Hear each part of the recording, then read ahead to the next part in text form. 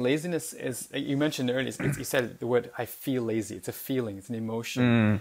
And that's why, for example, in that famous hadith, we say, Allahumma inni a'udhu bika hammi wal hazan wal adzi wal kasal. Allah, I seek refuge in you from anxiety and sadness. And adz and kasal. Adz is you want to do something, so you feel like doing it, but not able to do it for any reason. There's adz is sometimes like the ajiz is almost like a barrier between you and doing that thing, right? And kasal is, you basically, you could be doing something. You don't have any barrier between you doing something, but it's just you don't feel like it. And a lot of times, if I work with somebody who's like, I'm struggling with laziness, number one, I ask, try to understand what is the root cause of laziness. What is that? And also something that leads to procrastination and so on and other things. But what is that root cause of laziness? Why is that laziness? Sometimes it's a signal from your nafs. For example, it could be a signal that you need a break, right? You've been working yourself so hard that you need a break. And for you to recognize that, there's a favorite hadith says, Prophet Muhammad says, لِكُلِّ شَرَّةٍ فَتْرَةٍ. For every moment of zeal, there's a slackening, right? And it's normal to have that, to go through zeal and slack. Ibn al-Qayyim talks about that slackening on the path towards Allah Subhanahu is normal. And it's part of the journey to go through these moments of like super excitement and zeal and hard work. And like, I can't do it anymore. That's why we have Ramadan for 30 days only. And people say, oh, I wish it was 6 months of the year. Yeah, right. If it was 6 months of the year, you probably would complain about it. So it's like you go through this moment of zeal, excitement, of pushing yourself forward, and then you need that moment to relax. Just like hit the gym. If you hit the gym, if you go every day and exercise every day, guess what? Your coach will tell you, go take a rest. Because a lot of you hit the plateau and you can't go, beat that plateau unless you take that rest. So recognize that sometimes it's your nafs signal to you that you need to give it help, you need to give it some rest. And for you, and try that. So, give yourself a few days break and then try come back in. If you're still struggling with it, my next question would be the intention. What's the intention behind this? Is the intention sort of strong enough?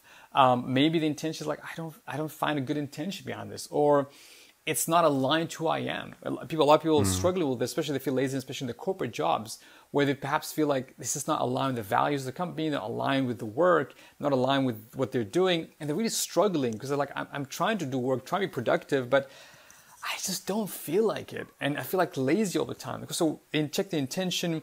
Could be something about niyyah, could be some alignment of the work you do and what you do, basically. The third thing is, are you, overwhelmed?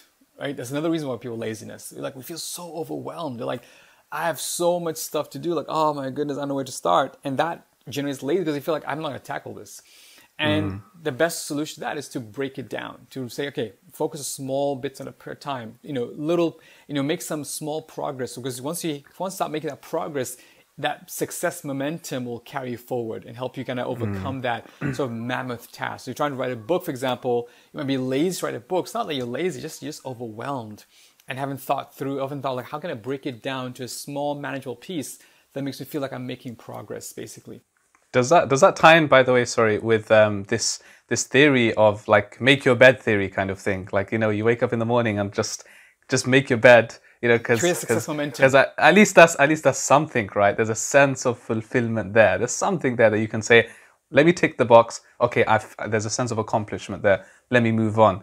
Because I think you're right. Some people, when they say like, I've got so much to do, that leads to the procrastination and everything else, and then you just don't get anything done, right? Absolutely. Yeah. And breaking it down, make it small, and whether in that area or a different area. Another reason for laziness sometimes is this I'll call completion bias, meaning that we like to get things, for example, if you had a choice between working on a book that'll take you a year or doing some online shopping, I'm pretty sure online shopping will come top of the list. Why? Because I can get it done, I feel complete, it feels good, it's off my to-do list versus, this book, I've got to spend like 3 months researching and reading. So there's a completion bias. Our brains like to do things that are much more easy to complete versus long-term things. And again, breaking things down helps you overcome that. So these are some things. Check the emotion. So find out, why am I feeling lazy? Is it because I'm tired? Is it because of some issue with the intention? Really understand what is your nafs trying to tell? What is your heart trying to tell you? Kind of like reflect, like, why am I being lazy about this? What is it about this thing that I'm lazy about? And really introspectively kind of find out.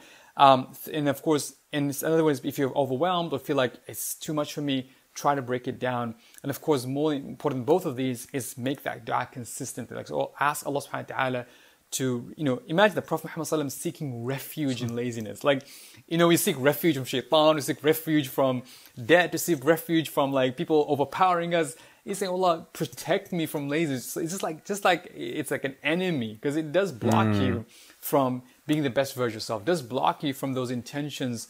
And imagine if a gardener is lazy, the fruits will die. So you gotta get up and and work hard and seek and put the intention and ask Allah for help, right? You ask Allah for help to pull you out of that laziness, especially if that laziness is general. Like, sometimes you feel like laziness in one area, but sometimes you feel laziness across all areas. Like, you don't feel lazy to pray, to be good. Like, that's when you feel like, okay, I need to really get out of this, basically out of the situation.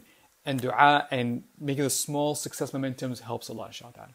Yeah, the dua as well, what's amazing is that it's actually one of the morning adhkar and the du'as to make, right? Literally, one of the first things that our Prophet would say in the morning was, Allah, protect me from laziness, right? Which is obviously, that's where your day starts, that's where it begins, and that's where, if we spoke about strong starts at the beginning, right? When it comes to the beginning of the year, well, it's a daily thing for us, renewing that intention every single day and asking Allah. So I think, yeah, you're right, dua is really, really important. All of these points that you've mentioned, I think is really great when it comes to trying to overcome. I think the scary thing, to be honest, is when laziness may be in your work or in your routine and so on.